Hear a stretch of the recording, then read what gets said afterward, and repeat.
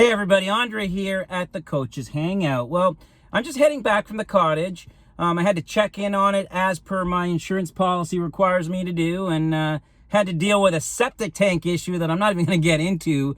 But I'm heading home now, and I decided to pull over for a quick coffee and decided to record this impromptu Coaches Hangout video. Now, obviously this video is going to be a lot more casual than the videos that I normally record. But I still think you're going to find it really helpful. I just got off the phone with a friend's brother. Now, I want to stress it's a friend's brother. It's not my brother.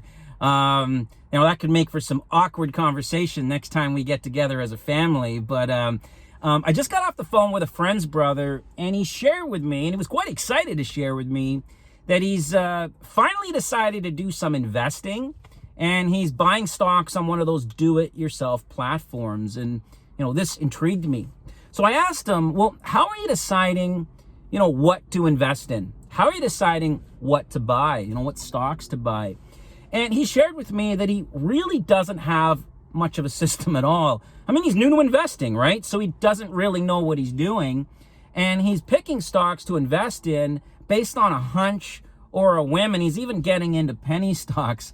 Now, I've heard of people gambling this way. I've heard in office pools and whatnot, I've heard of people picking the winner of the, the Final Four March Madness basketball competition. And they even won, by picking the winner based on perhaps the color of the team's uniform, or they like the name, and may have even won. But they got lucky. They certainly, your odds weren't very good. They got lucky. And won, but, it certainly is not a good way to be picking stocks, but, that's what he's doing. Now, obviously in a Coach's Hangout video, I really can't cover that concept. I mean, it takes years of learning and experience and skill to be able to, pick your own stocks, so I can't cover that. But he did ask me some pretty basic questions that I think would interest our viewers, and, certainly he should know as well. So the first thing he asked me was, what's the difference between a bid and an ask price? Well, what you need to understand is the stock market is what we call an auction market.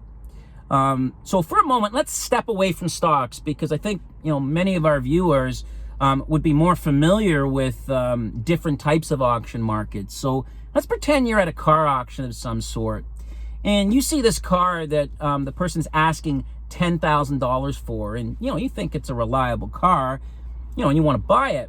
So they're asking $10,000 for this car. Well, what are your options?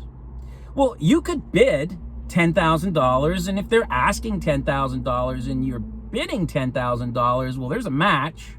You're probably going to get that car. But if you think that $10,000 is too high a ask price, maybe you could bid $9,000. Now, are you going to get the car? Well, it's really going to depend on, does the seller cave and lower their ask price? So, there's a match, and, potentially, you got a deal. And that's really how the stock market works as well. What the exchange will do, there's a whole bunch of sellers out there, right? So what the exchange will do is they're going to list the lowest ask price. So let's say you want to buy ABC shares, and right now the lowest ask price is $10. Well, you have the same options, right? You could bid $10, and if they're asking $10 and you're bidding $10, there's a match, and you're probably, your order is going to be filled, assuming there's enough volume. But if you think that $10 is too high, you could bid a different price. Maybe you bid $9. Are you going to get the stock? Well, it's all going to depend on, is there a seller out there that lowers their ask price to say $9, and there's a match, and a trade is, probably going to take place, assuming there's enough volume available. So when you buy stocks, there's really two main categories of, of orders that you can place. You can place what's known as a market order. Now, if you're placing a market order, basically what you're saying is, look, I want to buy this stock, and I'm willing to accept whatever the market price happens to be. And if you do that, you're almost guaranteed to get the stock, again, assuming there's enough volume. But another type of order you could enter, if you think that perhaps the ask price is too high at $10, you could enter what's known as a limit order, where you limit your price. So maybe you place a bid with a limit price of $9.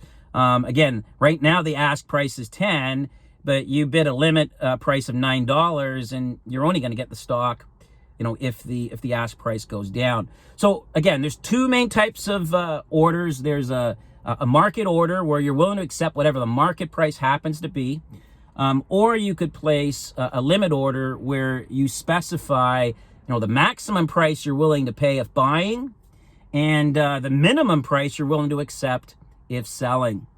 And if you're taking the Canadian Securities Course, you're going to learn about other types of orders too. You're going to learn about something called a stop buy order or a stop loss order. Doesn't that sound interesting? You're going to learn about other types of orders, and of course, we simplify those as well. If you're prepping for your exam, we'll simplify these orders in our condensed study guide, in our key concept video lessons, and of course, our exam prep questions with detailed answer keys. Well, thanks for dropping by the Coach's Hangout and keeping me company on my way home, and good luck on your upcoming exams.